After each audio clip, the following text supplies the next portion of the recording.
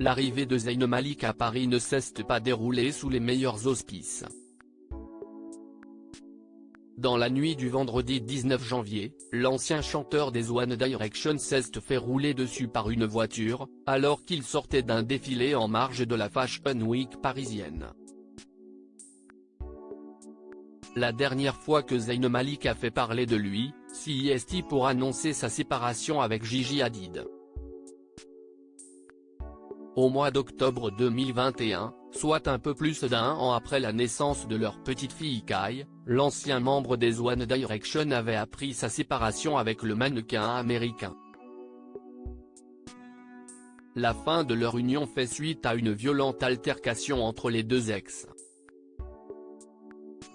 Dans la foulée, l'ancienne acolyte de Harry Styles et Niall Horan avait été accusée de violence sur Yolanda Hadid, son ex-belle-mère. Suite à cette polémique, le chanteur qui a entamé une carrière solo, n'avait jamais réagi à ces rumeurs.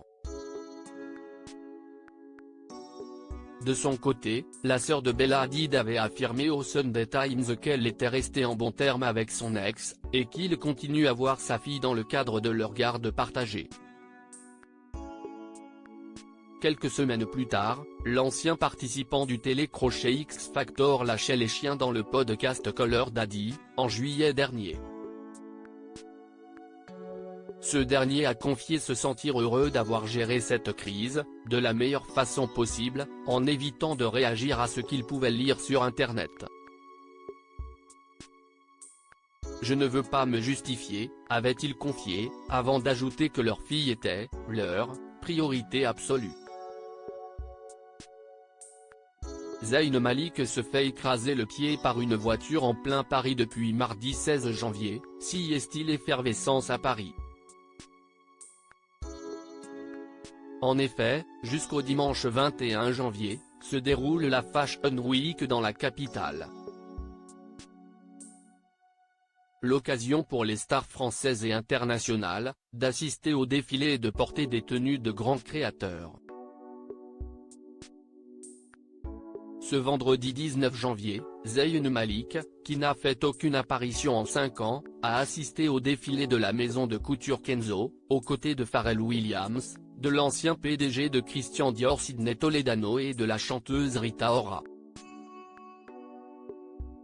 Sauf que, une fois l'événement terminé, l'ancien membre des One Direction, pris dans un bain de foule par une horde de photographes et de fans en délire, s'est fait écraser le pied droit par une voiture qui tentait de se frayer un chemin.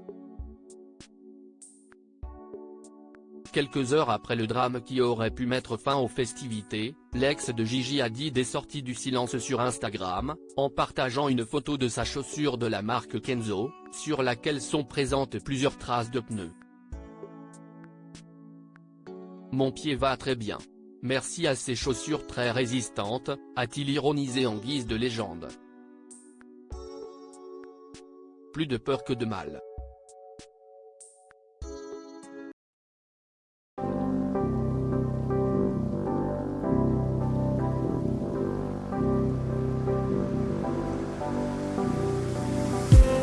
I just need some that will wake me up enough to fight, 'cause you let me down it for me to.